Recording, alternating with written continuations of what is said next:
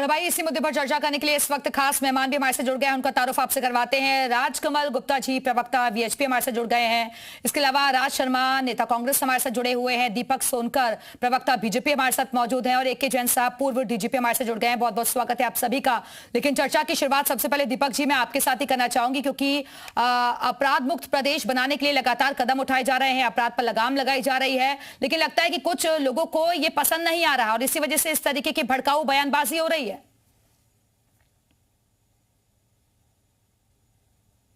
देखिए, जब से उत्तर प्रदेश में मुख्यमंत्री योगी आदित्यनाथ जी की सरकार है, लगातार जीरो टॉलरेंसी के अंदर कानून को कोई भी अगर हाथ में लेगा, कानून को तोड़ने का काम करेगा, तो निश्चित रूप से उसके साथ कार्रवाई होगी।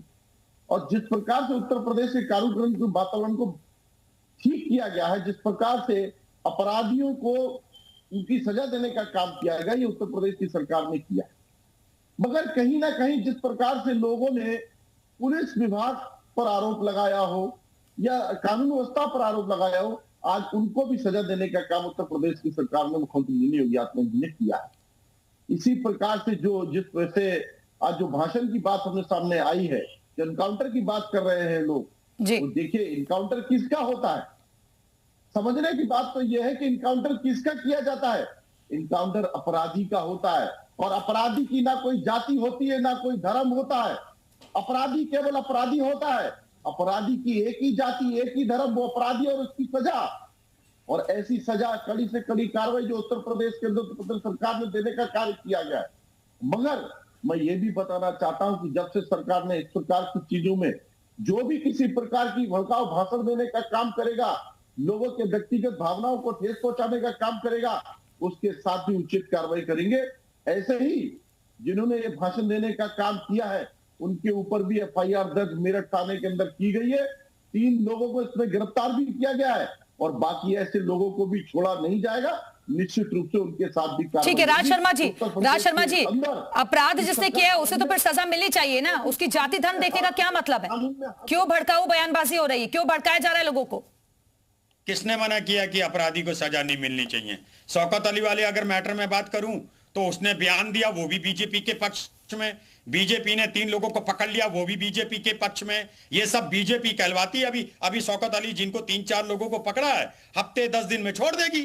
अरे किसी को अगर मान लो 10 दिन जेल जाके लाखों रुपए मिल, दीपक जी बड़ा आरोप लगा रहे हैं, ठीक है, कहने लगेगा है ये बीजेपी कहलवाती है। और सारे देखिए, इन बयानों से हमें तो कोई फायदा नहीं, ना हम कहलवाते हैं। आप ये बताइए, जब कांग्रेस की सरकार होती थी, पिछली भारतीय जनता पार्टी से पहले और पार्टियों की सरकार हुई, कोई ऐसे बयान देता था? अब आप देखना, जरा सा कोई मैटर चलेगा, अगर मान लो कहीं बीजेपी के खिलाफ चलेगा, ये किसी मुसलमान धर्मगुरु से या किसी से भी एक बयान दिला देंगे, ओवैसी से कहलवा देंगे, सारा माइंड डाइवर्ट कर देंगे। ठीक है दीपक जी, वो बताना चाह रहे हैं कि भाई आपकी टीम है, आपकी बी टीम है, ये ऐसे बयान आप लोग ही दिलवाते हैं। समस्या यही है, सरकार पर व्यक्ति सवाल खड़ा कर रहा है कि इनकाउंटर सरकार कर रही है, तो क्या भारतीय जनता पार्टी अपनी सरकार पर सवाल खड़ा करवाएगी?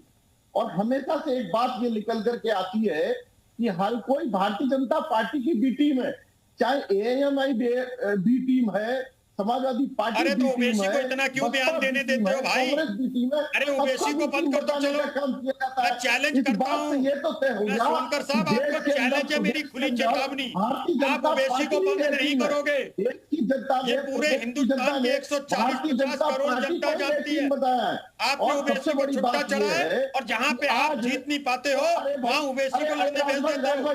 जैसे पश्चिम बंगाल में आपने भेज दिया, आप भेज दोगे, मुझे पता है। इतना जोश नहीं है राजभाई, मस्जिद बनाओ, पैसे का पोषित करोगे। पार्टी के लोगों ने ये भाषण दिया है, जिस पार्टी के लोगों ने भड़काऊ भाषण दिया है, अरे ओवैसी वो पार्टी को गठबंधन करने के लिए एक बात कह रहे हो, ओवैसी को नहीं करोगे चुनाव एक एक करके लोकसभा के चुनाव में इंडिया गठबंधन से गठबंधन। ये सोनकर साहब, तेरा एक बात का जवाब दो, है हिम्मत आपकी ओवैसी को पकड़ने की? आप नहीं पकड़ोगे, जिसे पैसा देके आप कहलवाते हो, पूरी दुनिया जानती है। ठीक है, आप दोनों के पास वापस में आऊंगी। मुफ्ती अकबर कासमी जी भी हमारे से जुड़ गए हैं, मुस्लिम स्कॉलर हैं। मुफ्ती साहब बहुत स्वागत है आपका। मुफ्ती जी, लेकिन जब ईद मिलन समारोह चल रहा था और अभी आने वाले वक्त में रामनवमी भी होनी है, उससे पहले इस तरीके के बयान ये लोग लाते कहां से हैं? क्यों भड़काने के तौर पर ऐसे नेता जो है अपनी राजनीति चमकाने के लिए ऐसे बयान देते हैं? कैसे लगाम लग पाएगी ऐसे लोगों पर? देखिए, मैं बिल्कुल स्पष्ट तरीके से और साफ सुथरे अल्फाज में ये बात जरूर कहना चाहूंगा कि जो पॉलिटिकल पार्टियां हैं उनको सिर्फ अपनी पॉलिटिकल तरीके पे अपनी बात कह करके वो लोगों को वाहवाही लेते हैं और लोगों के माइंड को डाइवर्ट करते हैं। उन्हें ये मालूम होना चाहिए कि हम इस तरह का भड़काऊ भाषण दे करके, भड़काऊ बातें बोल करके हम किस तरह से हिंदुस्तान को बांटने की कोशिश कर रहे हैं। चाहे वो किसी भी समुदाय का शख्स हो, चाहे वो मुस्लिम समुदाय का हो या वो किसी भी समुदाय का हो, उनको भड़काऊ भाषण दे करके हमारे इस हिंदुस्तान की एकता को, अखंडता को खराब नहीं करना चाहिए। ऐसे मौके से इस तरह का बयान देना कि हमारे पास इतने एमएलए आ जाए तो हम इतने इनकाउंटर कर देंगे, ये कहाँ से अक्लमंदी है भाई? ये गैर मुनासिब बात है। इस तरह की बातें नहीं करनी चाहिए। कोई भी हो, किसी भी समुदाय का हो, मैं बिल्कुल नहीं जानता। मैं इतना जरूर जानता हूं, जो अमन की, अमान की और शांति की बात कर रहा है, हम उन्हीं की बात को सुनेंगे।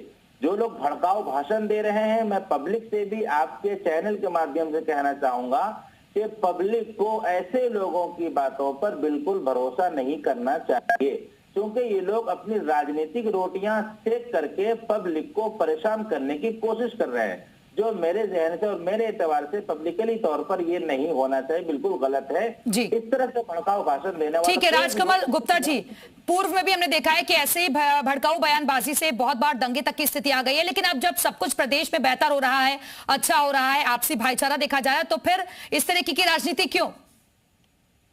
देखिए शायद मैं आपके माध्यम से बता दूं, मैं विश्व हिंदू परिषद का विश्व कार्यकर्ता हूँ और मैं आपको ये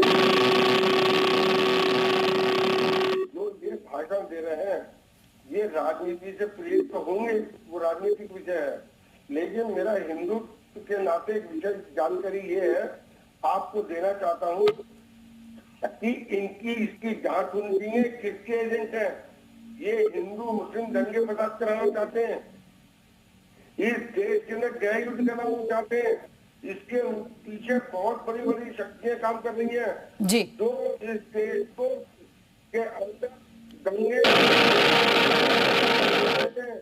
इनका पता लगना चाहिए।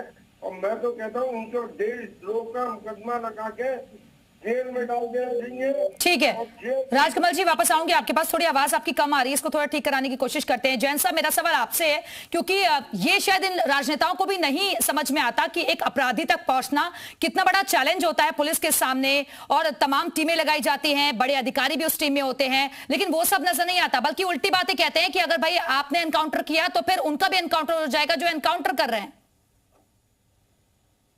देखिए ऐसा है, ये अपराधी पालने वाले लोग हैं, इन्होंने माहौल गर्म करना है प्रदेश का।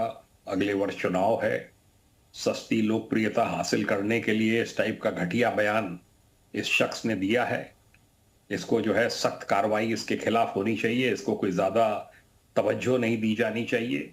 ये जो बता रहे हैं कि परमिशन के बगैर ईद मिलन समारोह हुआ, जो भी ऑर्गेनाइजर्स हैं वो भी अंदर कर दिए जाने चाहिए। इन सबको जो है भारी मुचलकों पर पाबंद करा देना चाहिए, जिससे कि भविष्य में इस प्रकार की घटिया बयानबाजी ना करें चुनाव में फायदा लेने के लिए। ये अपराधियों का गठजोड़ बनाना चाहते हैं उत्तर प्रदेश में, मुस्लिम अपराधियों का, जिससे कि वो साथ में इनके जुड़ें और इससे जुड़ें कि अगर ये पावर में आ गए AIM जो कि उत्तर प्रदेश में उनके लिए ख्वाब की तरह है, एक सीट भी निकालना यहां से उनके लिए संभव नहीं होगा। तो ये सब जो है वो इसीलिए ये घटिया बयानबाजी कर रहे हैं और जानबूझकर ये सब कर रहे हैं, जिससे कि माहौल थोड़ा गरमाया जा सके, एक हिंदू मुस्लिम लाइंस के ऊपर वोटिंग करा सकें। तो ये मकसद है इसके पीछे। पुलिस ने सही किया है मुकदमा कायम करके, और इनके खिलाफ कड़ी कार्रवाई होनी चाहिए, जेल भेज दिए जाने चाहिए, इनके ऊपर आगे भी निगाह रहनी चाहिए। जहां कहीं ये बयान दें, जिस जिले में जाएं, इनके बयान LIU को अच्छी तरीके से नोट करने चाहिए। जहां फिर इस टाइप का घटिया बयान दें, तुरंत फिर मुकदमा कायम होना चाहिए और ये जेल जाने चाहिए जी। कुछ दिनों में हिस्ट्री शीट खुलने लायक हो जाएंगे, दिमाग ठीक हो जाएगा। ठीक है दीपक सोनकर जी, मेरा सवाल आपसे, क्योंकि अब चुनावी सरगर्मियां और ज्यादा तेज हो गई हैं, तो ऐसे में वोट बैंक के लिए, राजनीति चमकाने के लिए इस तरीके के बयान आते रहेंगे, लेकिन क्योंकि सरकार आपकी है मौजूदा वक्त में, तो इसलिए जिम्मेदारी आप लोगों की और ज्यादा बढ़ जाती है। हिस्ट्री शीट निकालकर ऐसे लोगों को चुन चुनकर उन्हें सबक सिखाया जाए। देखिए, मैंने पहले भी कहा कि उत्तर प्रदेश में किसी को भी कानून को हाथ में लेने की इजाजत नहीं है। जो भी किसी इस प्रकार की वारदात को करेगा, निश्चित तौर पर उस पर बड़ी से बड़ी कार्रवाई होगी, और ऐसी कार्रवाई होगी जो और लोगों के लिए भी नजीर बजेगी, और अपराधियों भी उस अपराध को करने में 10 बार सोचेंगे जी। मगर यही बात ये सामने आती है कि आज इन लोगों को भड़काने, इनको बढ़ावा देने का काम कौन कर रहा है? कौन पीछे से इनकी बैकअप करने का काम कर रहा है? कौन उस तुष्टीकरण की राजनीति करना चाहता है? कौन उस वोट बैंक को एक तरफ करना चाहता है? ये सब बातें सामने निकल करके आएंगी। ठीक है।